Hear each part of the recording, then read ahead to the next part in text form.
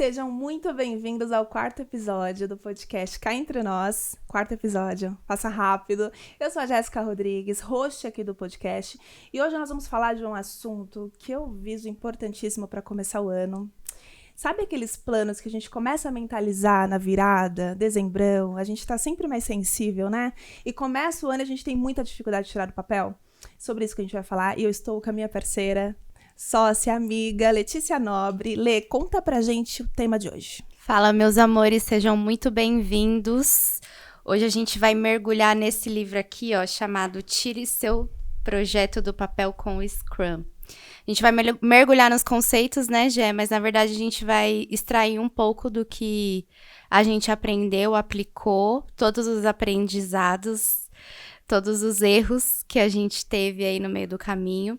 E mais importante, gente, nesse episódio aqui, é que a gente vai trazer dicas práticas para que vocês tirem os planos de vocês do papel e para que a gente entenda de fato o que faz a gente parar, né, procrastinar e o que a gente precisa fazer para sair do lugar. Porque eu acho que todo mundo quer saber, começo de ano, final de ano, virada de ano, agora o que eu faço para não finalizar o ano, chegar no ano novo de novo e, putz, não atingir aquele objetivo que eu falei que eu iria, né? E quem não passa por isso, né? Quem não passa? Todos nós. Todo mundo passa. Academia, então.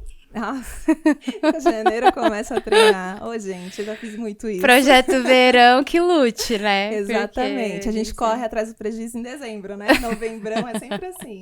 Mas é isso, todo mundo passa por isso em algum momento, tem dificuldades, nós também temos as nossas, mas esse livro aqui salva, né, Lê?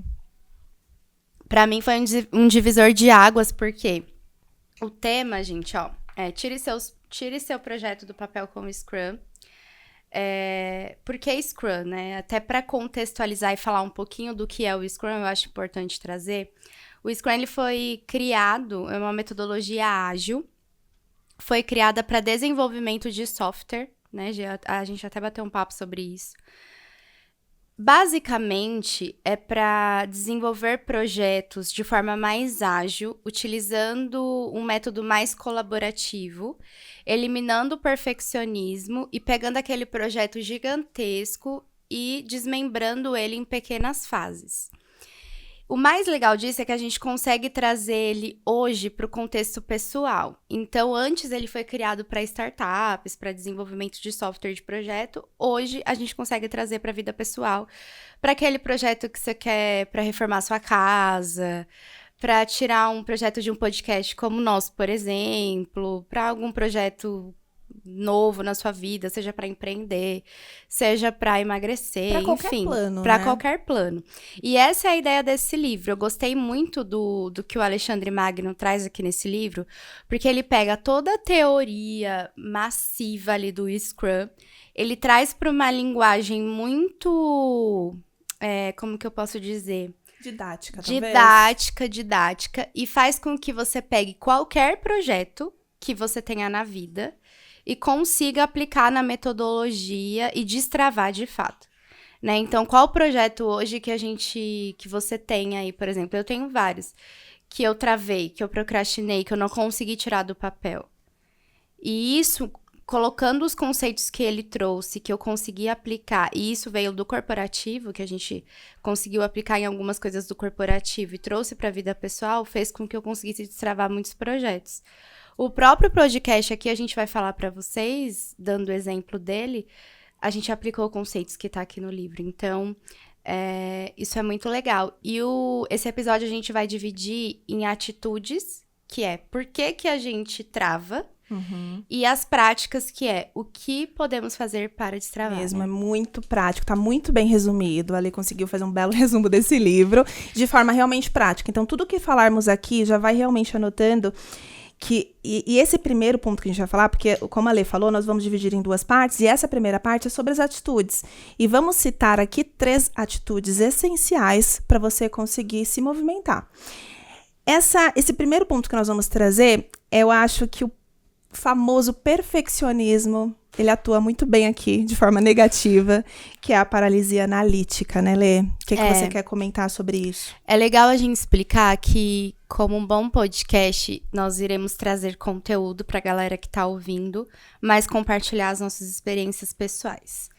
Esse livro me pegou já na primeira parte, porque ele começa a falar sobre isso aqui é o meu ponto de dor, de principal desafio, porque é a parte gostosa do negócio planejar. Não é bom, gente, planejar? Eu amo, eu sonho tanto. Porque você fica na parte gostosa do Idealizando negócio. e visualizando o resultado, né? É prazeroso você ficar lá pensando, eu vou viajar, eu vou comprar uma casa assim, assim, assado, eu vou...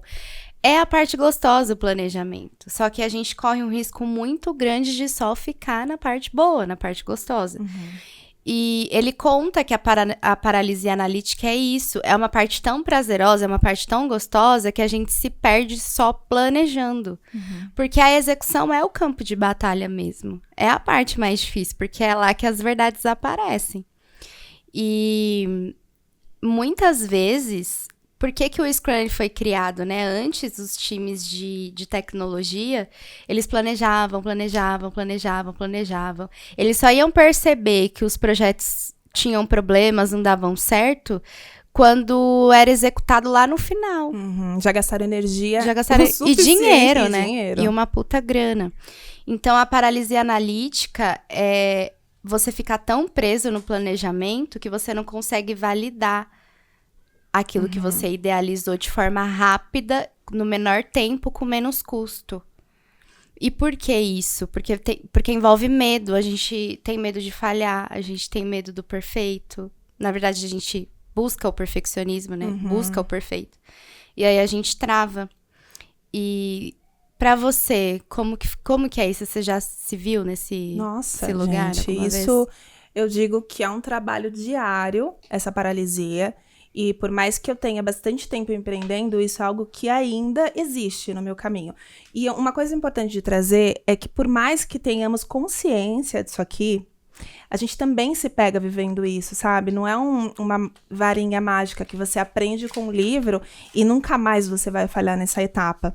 A paralisia é a busca do perfeccionismo. E eu trago também uma questão aqui do Cá Entre Nós, do podcast, porque lembra, Lê, quando a gente gravou a primeira vez... E nós duas assistimos o resultado, a nossa primeira reação emocional, porque é ela que dominou aquele momento, foi: nós não vamos postar, nós não vamos subir esse episódio. Por quê? Eu fiquei um pouco, eu sentia que ainda, putz, Jéssica, foi muito rasa, faltou conteúdo, você estava tensa, estava travada, você não deu o seu melhor, então eu me maltratei, assim. Só que isso passou rápido, tanto é que quando a gente conversou, você sentiu a mesma coisa, né, Lê? Sim. Total. Dá um medo, porque a gente tem medo de não ficou bom, o que os outros vão pensar, como eles vão julgar o nosso trabalho, a nossa entrega, sendo que estar aqui é muita pressão, né? De a gente conseguir transmitir a mensagem para vocês. E se deixássemos a emoção e o perfeccionismo falar mais alto, a gente não teria colocado primeiro. Não. Mas se a gente não tivesse executado da forma rasa, imperfeita, nós não estaríamos melhorando. A melhoria contínua, ela acontece executando, né? Então, por mais que eu tenha consciência, eu ainda vivo isso, mas eu tento buscar diariamente, não deixar isso me paralisar. É uma busca constante. Com certeza. E nós... Quando nós paramos para conversar sobre o primeiro episódio, realmente, a vontade era de não postar. Vergonha, não dá. Vergonha. E eu falei assim, né? Eu me achava a comunicadora. A gente acha que a gente é tudo, cara. Até começar a fazer. E eu falava assim, não dá? Como que eu vou postar isso? Como que...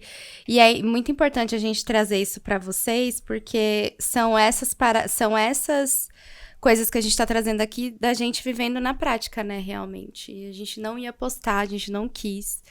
Mas... Se encorajam, né? Pra não deixar isso parar. E só pra vocês terem uma ideia, né, Gé? A gente começou de outra forma. A primeira gravação que nós fizemos foi em áudio, nem era pra ser assim. Num mic horrível. Num mic horrível, com uma barulhada, assim, de fora. Mas a gente se colocou em movimento. E uma coisa importante aqui da paralisia é... O autor no livro, ele fala que como que eu venço a paralisia analítica? validando a parte mais crítica do projeto primeiro. O que isso quer dizer na prática? Faça um movimento rápido, que faça você sair da paralisia. Então, a Gé até deu um exemplo, né, Gé? Você quer comentar um pouco sobre... Eu acho que é um ótimo exemplo, Lê, porque o que acontece, eu sempre atuei não, né? Há alguns anos atrás, eu já comecei a atuar como estrategista de imagem. E usando os meus métodos, né? Linhas, psicologia das cores, psicologia da moda, isso tudo já me trazia resultado. Mas eu comecei a atender sem planejamento. Eu queria estar inserida nesse mercado, mas eu não tinha um planejamento. Mas o que aconteceu, que eu acho que tem muito a ver com o plano aqui do livro? Eu executei, eu validei, eu entendi que eu tinha demanda, eu tinha público, eu validei o meu método, eu tive retorno, feedbacks positivos. Claro que tem muita coisa para melhorar, mas mesmo eu tendo esses feedbacks positivos, eu me sentia muito insegura, porque eu não era formada em consultora de imagem. Para mim, eu me vender como estrategista sem ter uma formação, e a gente se pega muitas vezes, né? Mas eu compreendi que isso era necessário para mim, então é acolher isso, porque também tem essa questão, você precisa de mais uma formação para você botar em prática um plano seu? Às vezes não precisa. No meu caso, eu senti que era necessário para minha autoestima, para minha confiança. Então, eu fui atrás e me formei. E o que eu trago eu trago isso como exemplo, por quê? Porque se você sente que falta alguma coisa para você conseguir avançar, não simplesmente se lamente ou aceite isso como uma pausa ou como um ponto final do seu projeto. Mas faça o que tem que ser feito para que você consiga andar. E foi muito engraçado, eu falei para a Tati, quando eu finalizei a formação, parece que o portal se abriu, assim, já você está liberada para se vender como uma consultora de imagem. Isso é psicológico às vezes? Sei lá, sim, emocional? Pode ser.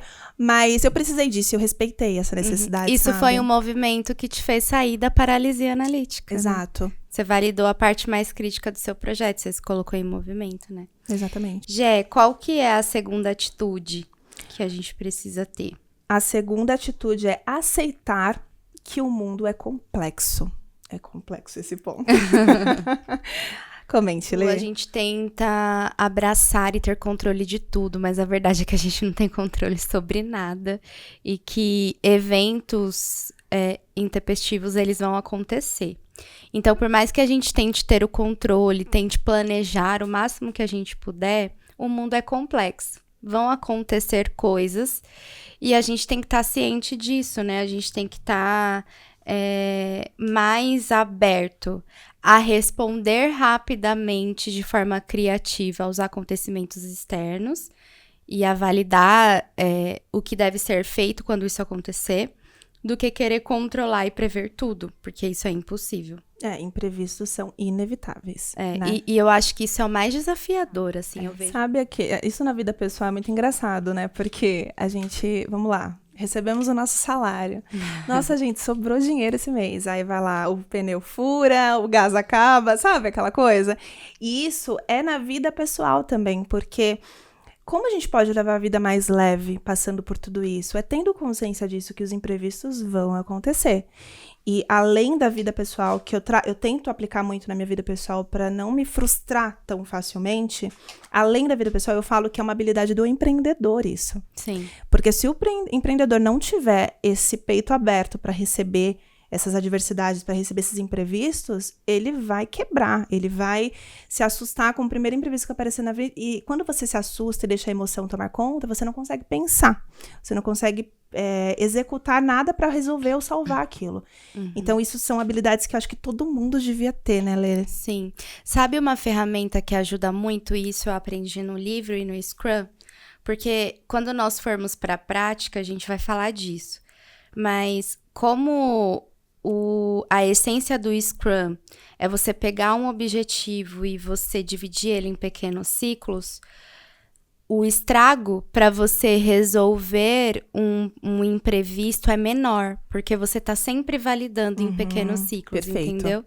Então, é muito bom quando você entende essa metodologia e você aprende a aplicar ela tanto no seu negócio quanto na sua vida pessoal, porque você está sempre ali, você não deixa para resolver o problema quando ele já está há muito tempo. Bola de neve, né? Virando uma bola de neve, exatamente. E assim, quando vira uma bola de neve, não tem só aquele problema, já acumulou vários, né? Muito mais difícil de ajustar. Nós temos um terceiro aqui, que é o terceiro e último, né, Lê? Da parte das atitudes, Da parte das atitudes, que é visualizar verdades difíceis. E aí? Esse é muito bom. Sabe o que isso significa? Muitas vezes a gente analisa os nossos resultados, e eu escutei isso de um chefe meu, um ex-chefe chamado Adailton. Se ele estiver escutando esse podcast, Adailton, alô, lembro de você quando você fala isso. Muitas vezes a gente olha as nossas métricas de vaidade e não as métricas reais, né? Que é o quê? Se eu tô olhando pra métrica de vaidade, eu não tô olhando pro resultado real, que é aquele projeto que eu coloquei pra rodar tá me dizendo. E o que isso quer dizer? Mesmo que doa, eu tenho que analisar um resultado real. Então, vou dar um exemplo do nosso podcast. A gente começou a produzir os vídeos agora, né? A gente tem pouquíssimos seguidores, a gente tá crescendo ainda. A gente tá galgando ainda novos ares. Provavelmente quem curte os nossos vídeos são os nossos familiares.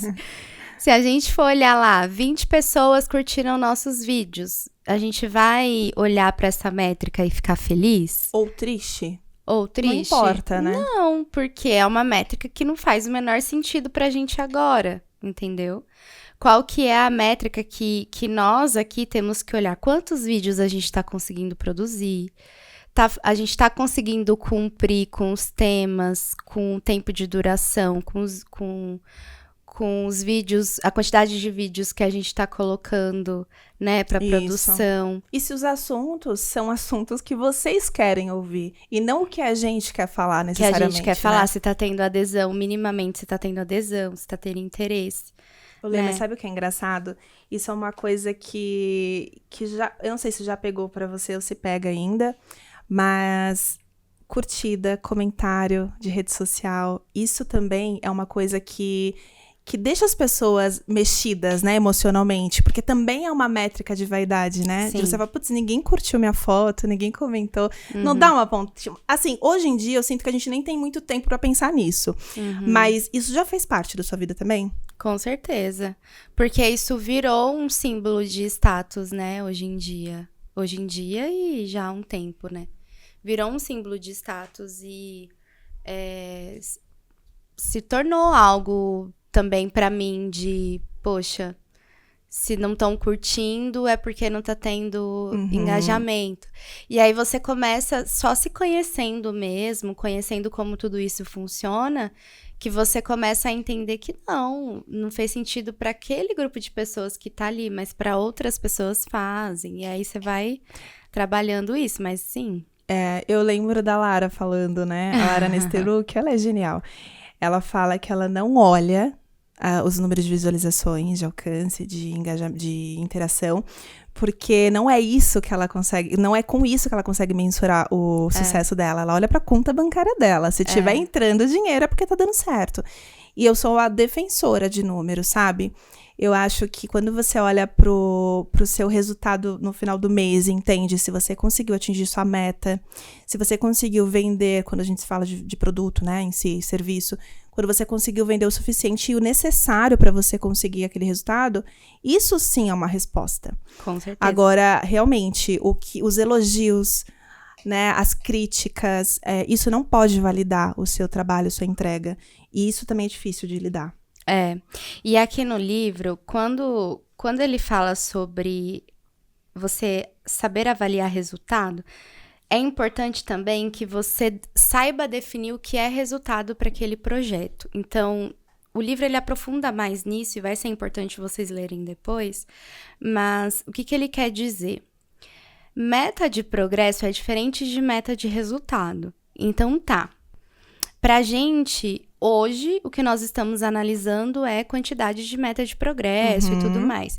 Mas a gente vai definir uma meta de resultado em cima disso. Então, meta de resultado que eu quero aqui é o quê? O que eu quero atingir de resultado com isso aqui?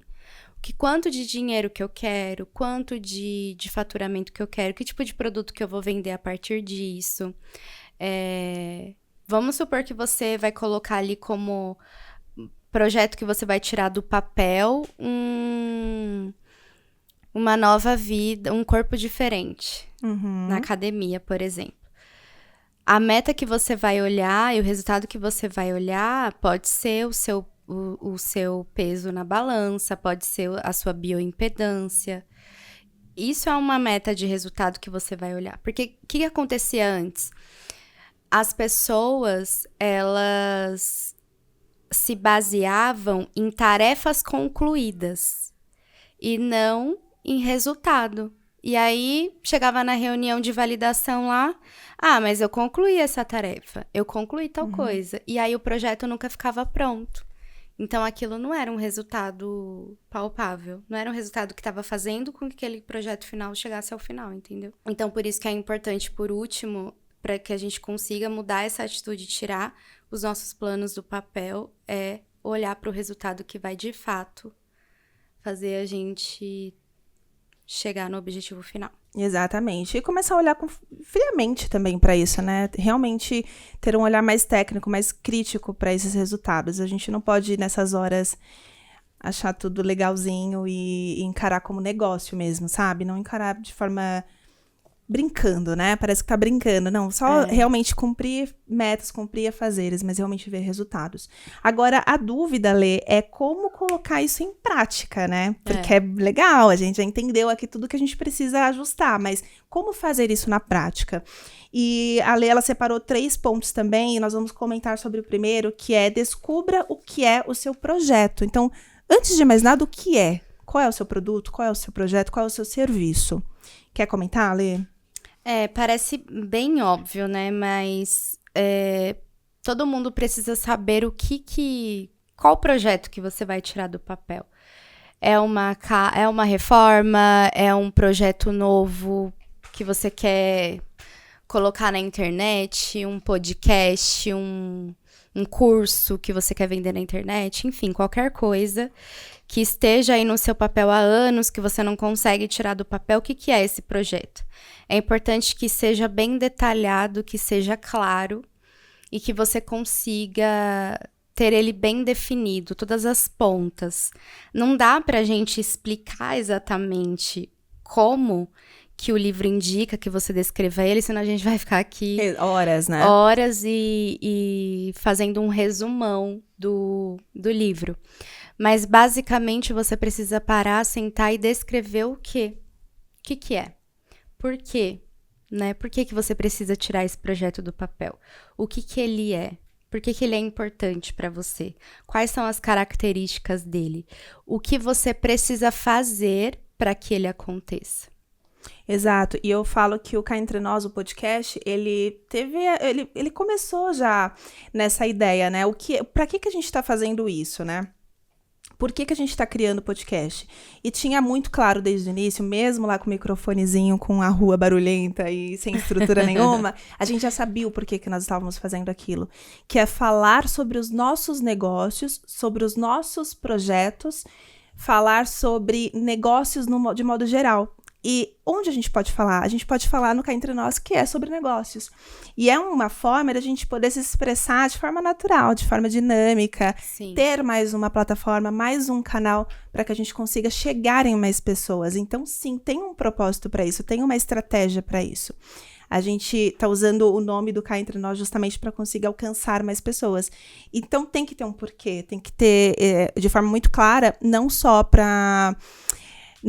de forma fria, mas assim, até para saber o quanto você vai ter que se entregar para fazer aquilo acontecer, Tem que ter um sentido, né? Exatamente. Tem que ter um sentido. E eu acho que também um ponto importante, que é o segundo da prática, é como fazer isso, né? É o que e depois como. Aqui vale a gente ir um pouco mais para a parte estratégica. Então, como que você vai executar esse o quê? Quem pode te ajudar? E o mais importante, o que você pode já validar de parte mais crítica do projeto? Então, qual que é a coisa mais rápida que você já pode fazer para validar esse projeto, para você não ficar só na paralisia analítica e você já validar alguma coisa do seu projeto e fazer um movimento mais rápido que você puder. E por último, construa em pequenos ciclos, que é o que o livro defende mesmo, né? Eu acho que é um dos pontos principais. é o grande segredo. É, exatamente. Aqui ele fala para você construir e entregar em pequenos ciclos. Eu vou pedir para vocês aprofundarem bem, porque no livro ele traz conceitos do Scrum mesmo. Eu não vou falar os nomes, nem nada que diz respeito ao Scrum, porque senão eu vou confundir a cabeça aqui do pessoal. Mas é interessante que vocês leiam o livro. O que vocês precisam entender agora, que a ideia é entregar em pequenos ciclos, e mesmo que você não tenha uma equipe, não tenha ninguém para fazer esse projeto junto com você, é importante você mesmo fazer essas pequenas validações com você. Então, entregou em pequeno ciclo, valida, faz uma retrospectiva respondendo 3 perguntas. O que deu certo, o que não deu certo e o que eu preciso fazer para ajustar no próximo ciclo. Esse ciclo ele pode ser tanto semanal, esse ciclo de validação, quanto pode ser mensal também. Mas é importante que ele seja validado em pequenos ciclos. Exato. E uma coisa que eu uso bastante, Lê, que eu acho legal compartilhar, é você começar a observar suas forças e suas fraquezas, né? Porque o que você tem de potência, o que você tem de informação, de conteúdo, de bagagem que vai fazer você crescer, que vai fazer você alavancar. E o que você tem de fraqueza também, que você tem que buscar se desenvolver, buscar melhorar. Porque é isso também, identificar o que você tem de melhor e o que você tem de que precisa ser ajustado para você conseguir seguir. Isso eu acredito que seja uma análise importante também para trazer de resultado, né? Totalmente. Autoconhecimento é tudo. É tudo. E colocar isso dentro de uma ferramenta, melhor ainda. Eu tô curiosa para saber se quem tá ouvindo já conseguiu em algum momento, porque às vezes a gente não sabe nem o nome do método, mas às vezes a gente já faz isso, né? Alguma prática, se você já conseguiu executar ou já fez em algum momento na sua jornada, alguma dessas coisas, vai ser legal vocês compartilharem com a gente. E de lição de casa, gente, resumindo tudo que nós falamos, o que nós aprendemos aqui hoje, né, Gé? Isso. Precisamos abandonar a perfeição, validar o nosso projeto para sair da paralisia analítica, entender que o mundo não é perfeito, que vai ter imprevisto. Buscar validar, né, o quanto antes a parte mais crítica, entender que a gente vai ter que colocar isso em prática, então o que a gente vai fazer, como a gente vai fazer, validar isso em pequeno ciclo. Então, por exemplo, se o seu objetivo é um curso online, comece por um módulo só, comece pequeno para validar ele, e, enfim, comece fazer academia, comece uma vez por semana, 3 vezes por semana, vai aos poucos. E coloque tudo isso no papel como lição de casa e leia o livro. Tire seu projeto do papel com o Scrum, do Alexandre Magno.